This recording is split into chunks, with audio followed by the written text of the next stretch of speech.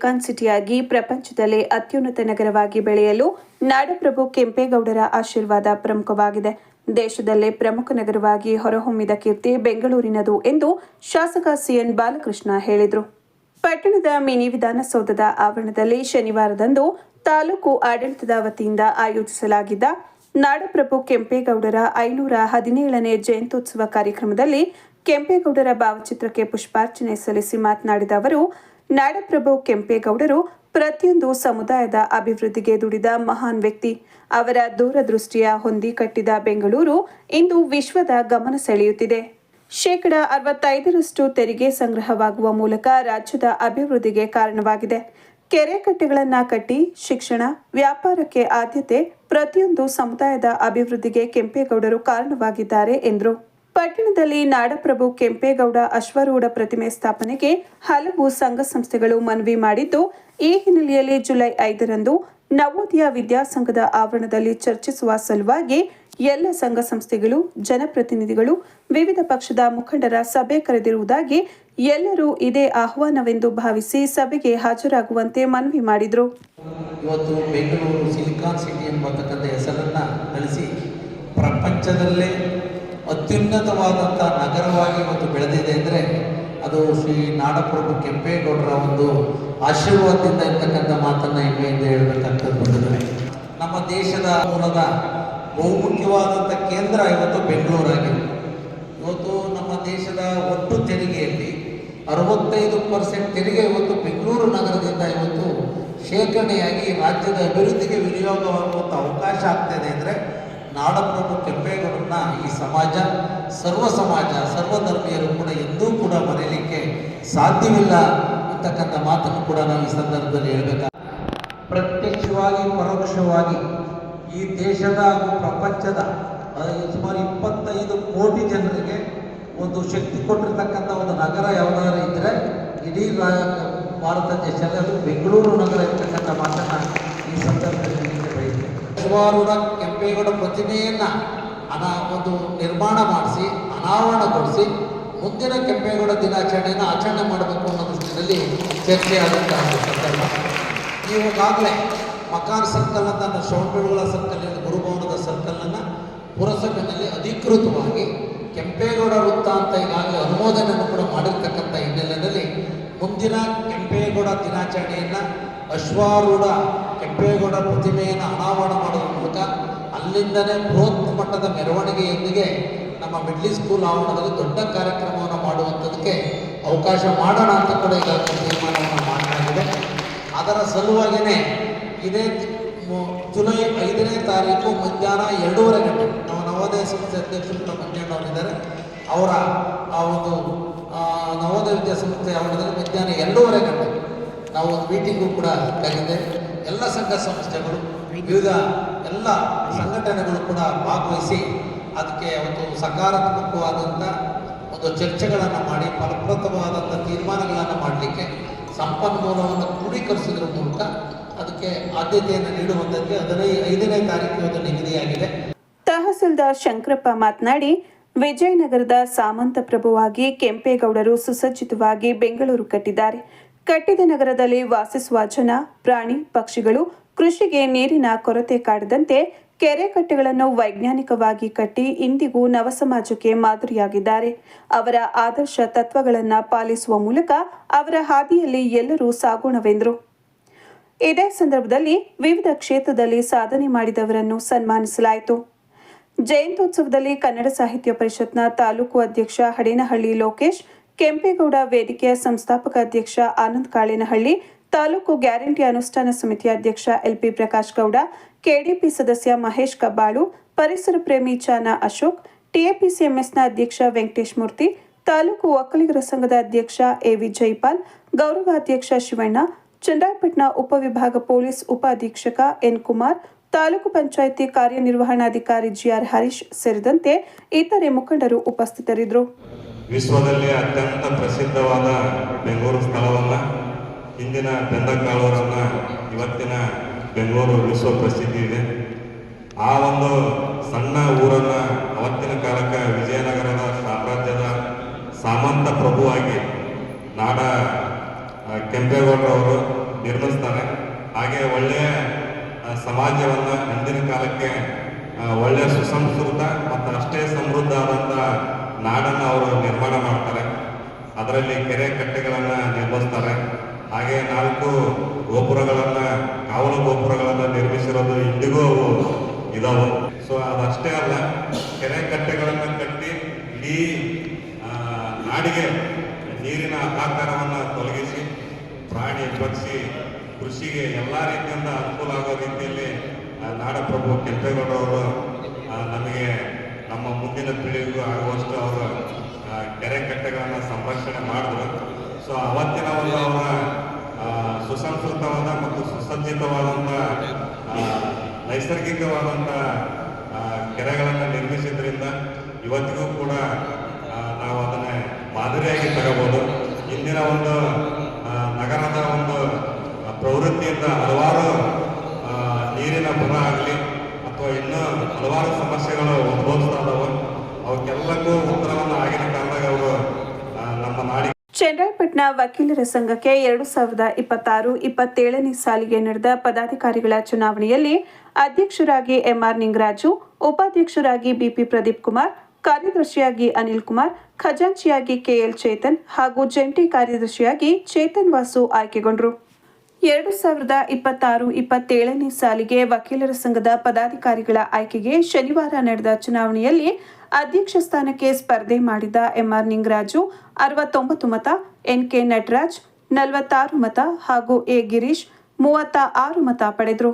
ಉಪಾಧ್ಯಕ್ಷ ಸ್ಥಾನಕ್ಕೆ ಸ್ಪರ್ಧೆ ಮಾಡಿದ ಬಿಪಿ ಪ್ರದೀಪ್ ಕುಮಾರ್ 74 ಮತ, ಸಿಎನ್ ರಾಘವೇಂದ್ರ 64 ಮತ ಹಾಗೂ ಟಿಕೆ ಹಲಗಪ್ಪ 13 ಮತ ಪಡೆದರು. ಕಾರ್ಯದರ್ಶಿ ಸ್ಥಾನಕ್ಕೆ ಸ್ಪರ್ಧೆ ಮಾಡಿದ ಅನಿಲ್ ಕುಮಾರ್ 69 ಮತ, ಎಂಎಸ್ ನವೀನ್ ಕುಮಾರ್ 51 ಮತ ಹಾಗೂ ಪಿ ದಿನೇಶ್ 30 ಮತ ಪಡೆದರು. ಇನ್ನು ಖಜಾಂಚಿ ಸ್ಥಾನಕ್ಕೆ ಸ್ಪರ್ಧೆ ಮಾಡಿದ ಕೆಎಲ್ ಚೇತನ್ 60 ಮತ, ಎನ್ಆರ್ ಅನಂತ್ ಕುಮಾರ್ 42 ಮತ, ವಿಕೆ ರಮೇಶ್ 49 ಮತ ಪಡೆದರು. ಸತತ 2ನೇ ಬಾರಿಗೆ ಚೇತನ್ ಕುಮಾರ್ ಖಜಾಂಚಿಯಾಗಿ ಜಯಗಳಿಸಿದರು. ಜಂಟಿ ಕಾರ್ಯದರ್ಶಿಯಾಗಿ ಚೇತನ್ ವಾಸು ಅವಿರೋಧವಾಗಿ ಆಯ್ಕೆಗೊಂಡರು. ಅಂತಿಮವಾಗಿ ಎಂಆರ್ ನಿಂಗರಾಜು ಅಧ್ಯಕ್ಷರಾಗಿ, ಉಪಾಧ್ಯಕ್ಷರಾಗಿ ಬಿಪಿ ಪ್ರದೀಪ್ ಕುಮಾರ್, ಕಾರ್ಯದರ್ಶಿಯಾಗಿ ಅನಿಲ್ ಕುಮಾರ್, ಖಜಾಂಚಿಯಾಗಿ ಕೆಎಲ್ ಚೇತನ್, ಜಂಟಿ ಕಾರ್ಯದರ್ಶಿಯಾಗಿ ಚೇತನ್ ವಾಸು ಆಯ್ಕೆಗೊಂಡರು. ನೂತನ ಅಧ್ಯಕ್ಷ ನಿಂಗರಾಜು ಮಾತನಾಡಿ, ಸಂಘದ ಎಲ್ಲ ಸದಸ್ಯರ ಸಹಕಾರದಿಂದ ಮುಂಬರುವ ದಿನಗಳಲ್ಲಿ ಸಂಘದ ಅಭಿವೃದ್ಧಿಗೆ ಶ್ರಮಿಸುವುದಾಗಿ ತಿಳಿಸಿದರು. ಕಾರ್ಯದರ್ಶಿ ಅನಿಲ್ ಕುಮಾರ್ ಮಾತನಾಡಿ, ವಕೀಲರ ಸಮಸ್ಯೆಗಳಿಗೆ ಮುಂಬರುವ ದಿನಗಳಲ್ಲಿ ಸಂಘದ ಎಲ್ಲ ಸದಸ್ಯರ ಸಹಕಾರದಿಂದ ಸ್ಪಂದಿಸುವುದಾಗಿ ಹೇಳಿದರು. ಖಜಾಂಚಿ ಕೆಎಲ್ ಚೇತನ್ ಮಾತನಾಡಿ, ಇಡೀ ಜಿಲ್ಲೆಯಲ್ಲೇ ಚನ್ನರಾಯಪಟ್ಟಣ ತಾಲೂಕು ವಕೀಲರ ಸಂಘ ಮಾದರಿ ಸಂಘವನ್ನಾಗಿ ಮಾಡಲು ಶ್ರಮಿಸುವುದಾಗಿ ತಿಳಿಸಿದರು. ಉಪಾಧ್ಯಕ್ಷ ಬಿಪಿ ಪ್ರದೀಪ್ ಕುಮಾರ್ ಹಾಗೂ ಜಂಟಿ ಕಾರ್ಯದರ್ಶಿ ಚೇತನ್ ವಾಸು ಮಾತನಾಡಿದರು. ಈ ಸಂದರ್ಭದಲ್ಲಿ ಸಂಘದ ಸದಸ್ಯರು ನೂತನ ಪದಾಧಿಕಾರಿಗಳನ್ನು ಸನ್ಮಾನಿಸಿದರು. ಚುನಾವಣಾಧಿಕಾರಿಯಾಗಿ ಡಿಕೆ ಹರೀಶ್, ಸಿಬಿ ಹೇಮಂತ್ ಕುಮಾರ್, ಚಿನ್ಮಯ್, ಜಯಂತ್, ಶ್ರೀನಿವಾಸ್, ಸುಷ್ಮಿತಾ ಕರ್ತವ್ಯ ನಿರ್ವಹಿಸಿದರು. ಈ ಸಂದರ್ಭದಲ್ಲಿ ವಕೀಲರಾದ ಮುರುಳಿ, ಬೋರೇಗೌಡ, ಎಲ್ಪಿ ಪ್ರಕಾಶ್ ಗೌಡ, ರಂಗಶೆಟ್ಟಿ, ದೇವರಾಜ್, ಕರಿಕ್ಯಾತನಹಳ್ಳಿ ಕಾಂತರಾಜ್, ವಾಸು, ಕುಮಾರ್, ಜಲೇಂದ್ರ, ಬಸವರಾಜ್ ಸೇರಿದಂತೆ ಇತರರು ಹಾಜರಿದ್ದರು. 27/6/2026 ನಡೆದ ಚುನಾವಣೆಯಲ್ಲಿ ನಾನು ಅಧ್ಯಕ್ಷ ಸ್ಥಾನದಲ್ಲಿ ಸ್ಪರ್ಧಿಸಿ ಜಯಗಳಿಸಿರ್ತೇನೆ. ನಾನು ನಮ್ಮ ಚನ್ನರಾಯಪಟ್ಟಣ ವಕೀಲರ ಸಂಘದ ವಕೀಲರ ಶ್ರೇಯೋಭಿವೃದ್ಧಿಗೆ ಹಾಗೂ ವಕೀಲರ ಸಂಘದ ವಕೀಲರ ಹಿತದೃಷ್ಟಿಗೆ ಸದಾ ಅವರ ಏಳಿಗೆಗೆ ಶ್ರಮಿಸಲು ಸಿದ್ಧನಿದ್ದೇನೆ. ಹಾಗೂ ವಕೀಲರ ಸಂಘದ ಸಮಸ್ಯೆಗಳು ಏನೇ ಇದ್ದಲ್ಲೂ ಕೂಡ ನಮ್ಮ ಸಂಘದ ವಕೀಲರ ಸಂಘದ ಎಲ್ಲ ಸದಸ್ಯರ ಸಲಹೆ ಸಹಕಾರಗಳನ್ನು ಪಡೆದು ಅವರ ಮಾರ್ಗದರ್ಶನದಲ್ಲಿ ಸಂಘದ ಉತ್ತಮ ಕೆಲಸವನ್ನು ಮಾಡಲು ನಾನು ಸದಾ ಅವರಿಗೆ ಚಿರಋಣಿಯಾಗಿರ್ತೇನೆ. ಅವರು ಹೇಳಿಕೊಟ್ಟಂತ ಮಾರ್ಗದರ್ಶನದಲ್ಲಿ ಎಲ್ಲರಿಗೂ ಅನುಕೂಲವಾಗುವಂತಹ ಕೆಲಸ ಕಾರ್ಯಗಳನ್ನು ಮಾಡಲು ಸದಾ ಸಿದ್ಧನಿರ್ತೇನೆ. ನನ್ನ ವಕೀಲ ಮಿತ್ರರಿಗೆ ಮತ್ತೊಮ್ಮೆ ಧನ್ಯವಾದಗಳನ್ನು ತಿಳಿಸ್ತೇನೆ. 2026-27ನೇ ಸಾಲಿನ ವಕೀಲರ ಸಹಕಾರ ಸಂಘ ಚನ್ನರಾಯಪಟ್ಟಣ ಇಲ್ಲಿ ನನ್ನನ್ನು ಕಾರ್ಯದರ್ಶಿಯಾಗಿ ಆಯ್ಕೆ ಮಾಡಿದ ಎಲ್ಲ ಹಿರಿಯ ವಕೀಲರು ಮತ್ತೆ ಹಿರಿಯ ವಕೀಲರು ಮತ್ತೆ ಮಹಿಳಾ ವಕೀಲರಿಗೆ ಪೂರ್ವಕ ಧನ್ಯವಾದಗಳನ್ನು ಅರ್ಪಿಸ್ತೀನಿ. ಈ 2026-27ನೇ ಸಾಲಿನಲ್ಲಿ ಏನು ಸಂಘದ ಪರವಾಗಿ ಆಗಲಿ ಮತ್ತೆ ವಕೀಲರ ಶ್ರೇಯೋಭಿವೃದ್ಧಿಗೆ ನಾನು ಅತ್ಯುತ್ತಮ ಕೆಲಸ ನಡೆಸ್ಕೊಡ್ತೀನಿ ಅಂತ ನಾನು ಈ ಮೂಲಕ ಹೇಳಕ್ಕೆ ಇಷ್ಟಪಡ್ತೀನಿ. 26-27ನೇ ಸಾಲಿನ ವಿಜಯ ಸಂಘದ ಉಪಾಧ್ಯಕ್ಷ ಚುನಾವಣೆಯಲ್ಲಿ ನಾನು ಆಯ್ಕೆ ಮಾಡಿದ ಎಲ್ಲ ಉದ್ಯಮಿಗಳು ತುಂಬ ಧನ್ಯವಾದಗಳನ್ನು ಹೇಳುತ್ತೇನೆ. ಹಾಗೂ ಈ ಸಂಘದ ಏಳಿಗೆಗಾಗಿ ಮತ್ತು ಸಂಘದ ಕೆಲಸಗಳಿಗಾಗಿ ನಾನು ನನ್ನ ಶಕ್ತಿ ಮೀರಿ ಕೆಲಸ ಮಾಡ್ತೇನೆ ಎಂದು ಎಲ್ಲ ವಕೀಲರಿಗೆ ಭರವಸೆ ಕೊಡುತ್ತೇನೆ.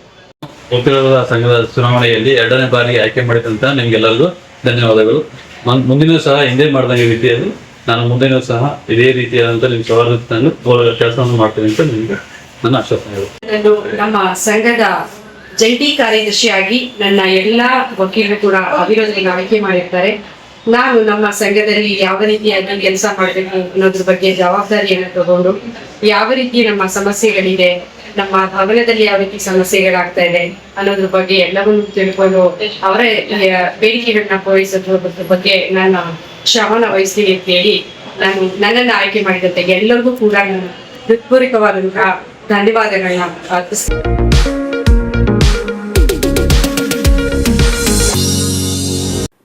ಸರ್ವಧರ್ಮಗಳ ಆಶಾಕಿರಣವಾಗಿದ್ದವರು ಕೆಂಪೇಗೌಡರು. ಎಲ್ಲ ಸಮುದಾಯದವರು ಉತ್ತಮ ಬದುಕು ಕಟ್ಟಿಕೊಳ್ಳುವ ಸಲುವಾಗಿ ಅತ್ಯುತ್ತಮ ನಗರ ಕಟ್ಟಿದವರು ಎಂದು ಶಾಸಕ ಸಿಎನ್ ಬಾಲಕೃಷ್ಣ ಹೇಳಿದರು. ಕರ್ನಾಟಕ ರಾಜ್ಯ ರಸ್ತೆ ಸಾರಿಗೆ ಸಂಸ್ಥೆಯ ಚನ್ನರಾಯಪಟ್ಟಣ ಘಟಕದಲ್ಲಿ ಶನಿವಾರದಂದು ನಾಡಪ್ರಭು ಕೆಂಪೇಗೌಡರ 517ನೇ ಜಯಂತ್ಯೋತ್ಸವ ಕಾರ್ಯಕ್ರಮವನ್ನು ಉದ್ಘಾಟಿಸಿ ಮಾತನಾಡಿದ ಅವರು, ಬೆಂಗಳೂರು ನಗರವನ್ನು ವ್ಯವಸ್ಥಿತವಾಗಿ ನಿರ್ಮಿಸುವಲ್ಲಿ ಕೆಂಪೇಗೌಡರು ಪ್ರಮುಖ ಪಾತ್ರ ವಹಿಸಿದ್ರು. ಅಂದು ಅವರು ನಿರ್ಮಿಸಿದ ಬೆಂಗಳೂರು ನಗರ ಇಂದು ಬೃಹದಾಕಾರವಾಗಿ ಬೆಳೆದು ವಿಶ್ವ ಭೂಪಟದಲ್ಲಿ ಗುರುತಿಸಿಕೊಂಡಿದೆ. ಬೆಂಗಳೂರು ನಗರ ನಿರ್ಮಿಸಿದ ಕೆಂಪೇಗೌಡರ ಹೆಸರನ್ನು ಬೆಂಗಳೂರು ಅಂತಾರಾಷ್ಟ್ರೀಯ ವಿಮಾನ ನಿಲ್ದಾಣಕ್ಕೆ ಇಡಲಾಗಿದ್ದು, ಕೆಂಪೇಗೌಡರ 108 ಅಡಿ ಪ್ರತಿಮೆ ಸ್ಥಾಪನೆ ಮಾಡಲಾಗಿದೆ. ಮಣ್ಣಿನ ಕೋಟೆಯಿಂದ ಕಟ್ಟಿದ್ದ ಹಳ್ಳಿ ಪ್ರದೇಶವಾಗಿದ್ದ ಬೆಂದಕಾಳೂರನ್ನು ನಗರವಾಗಿ ನಿರ್ಮಿಸಿ ಬೆಂಗಳೂರು ನಗರ ಇಂದು ದೇಶ ವಿದೇಶಿಗರಿಗೆ ಚಿರಪರಿಚಿತವಾಗಿದೆ ಎಂದರು. ಚನ್ನರಾಯಪಟ್ಟಣ ಘಟಕದಿಂದ ನಿತ್ಯ 107 ಬಸ್ಗಳು ಕಾರ್ಯನಿರ್ವಹಿಸುತ್ತಿದ್ದು, ಅದೇ ರೀತಿ ಬೇರೆ ಜಿಲ್ಲೆಗಳಿಂದ 1000ಕ್ಕೂ ಹೆಚ್ಚು ಬಸ್ಗಳು ಚನ್ನರಾಯಪಟ್ಟಣ ಬಸ್ ನಿಲ್ದಾಣಕ್ಕೆ ಬಂದು ಹೋಗುತ್ತವೆ. ಪ್ರಯಾಣಿಕರ ಅನುಕೂಲಕ್ಕಾಗಿ ಬಸ್ ನಿಲ್ದಾಣದಲ್ಲಿ ಈಗಾಗಲೇ ಕುಡಿಯುವ ನೀರು ಸೌಕರ್ಯ, ಸಿಸಿ ಕ್ಯಾಮೆರಾ ಅಳವಡಿಸಲಾಗಿದೆ. ಪ್ರವೇಶ ದ್ವಾರದ ಬಲಭಾಗದಲ್ಲಿ ಹೈಮಾಸ್ಕ್ ದೀಪ ಅಳವಡಿಸಲಾಗಿದೆ. ಮುಂದಿನ ದಿನಗಳಲ್ಲಿ ಎಡಭಾಗದಲ್ಲೂ ಹೈಮಾಸ್ಕ್ ದೀಪ ಅಳವಡಿಸಲಾಗುವುದು. ಡಿಪೋ ಅಭಿವೃದ್ಧಿಗೆ 1 ಕೋಟಿ ರು ಅನುದಾನ ಬಿಡುಗಡೆ ಮಾಡುವಂತೆ ಸಾರಿಗೆ ಸಚಿವರಿಗೆ ಮನವಿ ಸಲ್ಲಿಸಿದ್ದು, ಅನುದಾನ ಲಭ್ಯತೆ ಆಧಾರದ ಮೇಲೆ ಅಭಿವೃದ್ಧಿ ಕಾರ್ಯ ಕೈಗೊಳ್ಳಲಾಗುವುದು. ಬಸ್ ನಿಲ್ದಾಣದಲ್ಲಿ ಹಾಸನದ ಮತ್ತು ಗ್ರಾಮಾಂತರ ಪ್ರಯಾಣಿಕರ ಬಸ್ ನಿಲುಗಡೆ ಜಾಗದಲ್ಲಿ ಪ್ರಯಾಣಿಕರು ಬಿಸಿಲಿನಲ್ಲಿ ಬಸ್ಗೆ ಕಾಯುವಂತಾಗಿದೆ. ಹಾಗಾಗಿ 17 ಲಕ್ಷ ವೆಚ್ಚದಲ್ಲಿ ಸ್ಥಳೀಯ ಶಾಸಕರ ಅನುದಾನದಲ್ಲಿ ಶೆಲ್ಟರ್ ನಿರ್ಮಿಸಲು ಶಂಕುಸ್ಥಾಪನೆ ನೆರವೇರಿಸಿದ್ದು, ಶೀಘ್ರವಾಗಿ ಕಾಮಗಾರಿ ಕೈಗೊಳ್ಳಲಾಗುವುದು ಎಂದು ತಿಳಿಸಿದರು. ಜಯಂತ್ಯೋತ್ಸವ ಕಾರ್ಯಕ್ರಮದಲ್ಲಿ ನವೋದಯ ವಿದ್ಯಾಶಾಲೆಯ ಉಪನ್ಯಾಸಕರಾದ ಮಂಜಪ್ಪ ಕೆಂಪೇಗೌಡರ ಜೀವನ ಚರಿತ್ರೆ ಕುರಿತು ಸವಿವರವಾಗಿ ತಿಳಿಸಿಕೊಟ್ಟರು. ಕಾರ್ಯಕ್ರಮದಲ್ಲಿ ಸಾರಿಗೆ ಸಂಸ್ಥೆಯಲ್ಲಿ ಸುದೀರ್ಘವಾಗಿ ಸೇವೆ ಸಲ್ಲಿಸಿ ನಿವೃತ್ತಿ ಹೊಂದಿರುವ ಸಿಬ್ಬಂದಿಗಳಾದ ಸುರೇಶ್ ಮೇಟಿಕೆರೆ, ಬಸವರಾಜು, ಹೊನ್ನೇಗೌಡ, ಹುಚ್ಚೇಗೌಡ, ಸಿಎಸ್ ಮಧುಸೂದನ್, ಚಿದಾನಂದ್ ದ್ಯಾವನೂರು, ನಿವೃತ್ತಿ ಹೊಂದುತ್ತಿರುವ ಕುಶಲಕರ್ಮಿ ಎನ್ ರಾಮಚಂದ್ರು ಅವರುಗಳಿಗೆ ಸಂಸ್ಥೆಯ ವತಿಯಿಂದ ಸನ್ಮಾನಿಸಿ ಗೌರವಿಸಲಾಯಿತು. ಕಾರ್ಯಕ್ರಮದ ಅಧ್ಯಕ್ಷತೆಯನ್ನು ಘಟಕ ವ್ಯವಸ್ಥಾಪಕರಾದ ಜ್ಞಾನೇಶ್ ವಹಿಸಿದ್ರು. ಬಿಜೆಪಿ ಮುಖಂಡ ಸಿಆರ್ ಚಿದಾನಂದ್, ತಾಲೂಕು ಸಾರ್ವಜನಿಕ ಆಸ್ಪತ್ರೆಯ ಶಸ್ತ್ರಚಿಕಿತ್ಸಕ ಡಾಕ್ಟರ್ ಧರಣೇಶ್, ಕೆಂಪೇಗೌಡ ವೇದಿಕೆಯ ಸಂಸ್ಥಾಪಕ ಅಧ್ಯಕ್ಷ ಆನಂದ್ ಕಾಳಿನಹಳ್ಳಿ, ಎಪಿಎಂಸಿ ಮಾಜಿ ಅಧ್ಯಕ್ಷ ಬಳಗೆರಹಳ್ಳಿ ಮಂಜುನಾಥ್, ಸಾರಿಗೆ ಸಂಸ್ಥೆಯ ಎಇಇ ಯಾದವ್ ಸೇರಿದಂತೆ ಘಟಕದ ಎಲ್ಲ ಸಾರಿಗೆ ಸಿಬ್ಬಂದಿಗಳು ಭಾಗವಹಿಸಿದ್ರು. ಈ ವರ್ಷವೂ ಕೂಡ ನಾಡಪ್ರಭು ಕೆಂಪೇಗೌಡರ ಜಯಂತ್ಯೋತ್ಸವವನ್ನು ನಮ್ಮ KSRTC ಘಟಕದಲ್ಲಿ ಆಯೋಜನೆ ಮಾಡಿ ನಮ್ಮೆಲ್ಲರನ್ನು ಕೂಡ ಆಹ್ವಾನಿಸಿ ನಾಡಪ್ರಭು ಕೆಂಪೇಗೌಡರ ಭಾವಚಿತ್ರಕ್ಕೆ ಪುಷ್ಪಾರ್ಚನೆ ಮಾಡೋದ್ರ ಮೂಲಕ ಚಾಲನೆಯನ್ನು ನೀಡಿದ್ದೇವೆ. ಇವತ್ತು ನಾಡಪ್ರಭು ಕೆಂಪೇಗೌಡರು ಈ ಒಂದು ನಾಡಿಗೆ ಕೊಟ್ಟಂಥ ಒಂದು ಸೇವೆ, ಅವರು ನಾಡಿಗೆ ಕೊಟ್ಟಂಥ ಒಂದು ಕಾರ್ಯಕ್ರಮಗಳನ್ನು ನಾವು ಸ್ಮರಿಸ್ಕೊಳ್ಳುವಂಥದ್ದು ನಮ್ಮೆಲ್ಲರ ಆದ್ಯ ಕರ್ತವ್ಯ, ನಮ್ಮ ಜವಾಬ್ದಾರಿ. ಹಿಂದೆ ಬೆಂದಕಾಳೂರು, ಇಂದು ಬೆಂಗಳೂರು ಸಿಲಿಕಾನ್ ಸಿಟಿ ಅಂತಕ್ಕಂಥ ಹೆಸರನ್ನು ಗಳಿಸಿ ಈ ರಾಜ್ಯದ ಅಭಿವೃದ್ಧಿಯಲ್ಲಿ ಬಹುಶಃ 65% ತೆರಿಗೆ ಬರ್ತಾ ಇರ್ತಕ್ಕಂಥ ಒಂದು ನಗರ ಯಾವುದಾದ್ರು ಇದೆ ಅಂದರೆ ಬೆಂಗಳೂರು ಮಹಾನಗರ ಇರ್ತಕ್ಕಂಥ ಮಾತನ್ನು ಹೆಮ್ಮೆಯಿಂದ ಹೇಳಬೇಕಾಗ್ತದೆ. ಇವತ್ತು ಸರ್ವ ಧರ್ಮೀಯರಿಗೂ ಕೂಡ ಸರ್ವ ಜನಾಂಗದ ಏಳಿಗೆಗೆ ಪೇಟೆಗಳನ್ನು ನಿರ್ಮಾಣ ಮಾಡಿ, ಕೆರೆಗಳನ್ನು ನಿರ್ಮಾಣ ಮಾಡಿ ರೈತರಿಗೋಸ್ಕರ ಶೈಕ್ಷಣಿಕವಾಗಿ, ಸಾಮಾಜಿಕವಾಗಿ, ಧಾರ್ಮಿಕವಾಗಿ ತನ್ನದೇ ಆದಂಥ ಆದ್ಯತೆಯನ್ನು ನೀಡಿದಂಥ ಒಬ್ಬ ಮಹಾನ್ ನಾಯಕರು ನಾಡಪ್ರಭು ಕೆಂಪೇಗೌಡರು ಇರ್ತಕ್ಕಂಥ ಮಾತನ್ನು ಈ ಸಂದರ್ಭದಲ್ಲಿ ವಿಶೇಷವಾಗಿ ಹೇಳಬೇಕಾಗುತ್ತೆ ಬಂಧುಗಳೇ. ಇವತ್ತು ನಾಡಪ್ರಭು ಕೆಂಪೇಗೌಡರು ದೈಹಿಕವಾಗಿ ನಮ್ಮ ಮುಂದೆ ಇಲ್ಲ, ಅವರು ಮಾಡಿರ್ತಕ್ಕಂಥ ಸಾರ್ಥಕ ಸೇವೆ ನಮ್ಮ ಮುಂದೆ ಇದೆ. ಇವತ್ತು ಬೆಂಗಳೂರು ಪ್ರತ್ಯಕ್ಷವಾಗಿ ಪರೋಕ್ಷವಾಗಿ ಇವತ್ತು ರಾಜ್ಯ, ದೇಶ, ಅಂತಾರಾಷ್ಟ್ರೀಯ ಮಟ್ಟದಲ್ಲಿ 20 ರಿಂದ 25 ಕೋಟಿ ಜನರಿಗೆ ಇವತ್ತು ಆಶ್ರಯದಾತವಾಗಿರ್ತಕ್ಕಂಥ ನಗರ ಈ ಪ್ರಪಂಚದಲ್ಲಿದ್ದರೆ ಅದು ನಮ್ಮಯ್ಯ ನಾಡಪ್ರಭು ಕಟ್ಟಿದಂಥ ಬೆಂಗಳೂರು ಇರ್ತಕ್ಕಂಥ ಮಾತನ್ನು ಹೆಮ್ಮೆಯಿದೆ ಸಂದರ್ಭದಲ್ಲಿ ಹೇಳಬೇಕಾಗುತ್ತೆ ಬಂಧುಗಳೇ. ಇವತ್ತು ಬರಗಾಲದ ಛಾಯೆ ಮೂಡಿದಂಥ ದಿನದಲ್ಲಿ ಬಹುಶಃ ಕೆರೆಗೆ ಆ ಕುಟುಂಬದ ಹೆಣ್ಣುಮಗಳು ಆಹಾರವಾದಂಥ ದಿನವನ್ನು ನಾವು ವಿಶೇಷವಾಗಿ ಸ್ಮರಿಸ್ಕೋಬೇಕಾಗ್ತದೆ. ಪೂರ್ಣ ಮಾಹಿತಿ ನಾನು ಮುಂಜಾನವರು ಒಂದೇ ಕ್ಲಾಸ್ಮೇಟ್ PUC ಡಿಗ್ರಿನಲ್ಲೆಲ್ಲ ಈಗಾಗಲೇ ನವೋದಯ ಸಂಸ್ಥೆ ಮುಖ್ಯಸ್ಥರಾಗಿ ಶಿಕ್ಷಣದಲ್ಲಿ ಕೆಲಸ ಮಾಡ್ತಾಯಿದ್ದಾರೆ. ಅವರೆಲ್ಲ ವಿಚಾರಗಳನ್ನು ನಿಮಗೆ ಅರ್ಥಪೂರ್ಣವಾದಂಥ ವಿಚಾರಗಳನ್ನು ತಿಳಿಸಿಕೊಡ್ತಾ ಇದ್ದಾರೆ. ಹೆಚ್ಚು ಮಾತಾಡಲಿಕ್ಕೆ ಹೋಗದೆ ನಾಡಪ್ರಭು ಕೆಂಪೇಗೌಡರ ಆದರ್ಶ ತತ್ವಗಳು, ಯಾಕೆಂದರೆ ನಾವು ಎಷ್ಟು ವರ್ಷ ಬದುಕ್ತೀವಿ ಅನ್ನೋದಕ್ಕಿಂತ ಬದುಕಿನ ದಿನಗಳಲ್ಲಿ ಏನು ಸೇವೆ ಮಾಡ್ತೀವಿ ಅನ್ನೋದು ಮುಖ್ಯ. ಹಣ ಹೊತ್ಕೊಂಡೋಕ್ಕಾಗಲ್ಲ, ಅಧಿಕಾರ ಹೊತ್ಕೊಂಡೋಕ್ಕಾಗಲ್ಲ. ಇವತ್ತು ನೋಡಿ ನಾಡಪ್ರಭು ಕೆಂಪೇಗೌಡ ದೈಹಿಕವನ್ನು ಮುಂದೆ ಇಲ್ಲ, ಅವ್ರು ದೇವರ ಸ್ವರೂಪದಲ್ಲಿ ಅವ್ರನ್ನ ಸ್ಮರಿಸುವಂಥ ಕೆಲಸವನ್ನು ನಾವು ಮಾಡ್ತಾಯಿದ್ದೀವಿ. ಆ ದಿಟ್ಟಿನಲ್ಲಿ ನಮ್ಮ ಕಾರ್ಯಕ್ರಮಗಳು, ನಮ್ಮ ಸೇವೆ ಮುಂದಿನ ಜನ್ರೇಷನ್ನು ನೆನೆಸ್ಕೊಳ್ಳೋ ರೀತಿಯಲ್ಲಿ ಇರಬೇಕು. ಯಾಕಂದರೆ ಆ ದೃಷ್ಟಿನಲ್ಲಿ ಆಲೋಚನೆ ನೀಡಬೇಕು, ದ್ವೇಷಾಸೂಯೆಗಳನ್ನು ದೂರ ಇಡಬೇಕು, ಸ್ನೇಹ ಸಂಬಂಧಗಳ ಕೊಂಡಿಯಾಗಿ ಬದುಕನ್ನು ನಾವು ಕಟ್ಕೊಳ್ತಕ್ಕಂಥದ್ದಕ್ಕೆ ಅವಕಾಶಗಳನ್ನು ಮಾಡ್ಕೊಂಡು ಹೋಗಬೇಕು ಅಂತ ನಾನು ಎಲ್ಲರಲ್ಲೂ ಕೂಡ ವಿನಂತಿ ಕೂಡ ಮಾಡಿ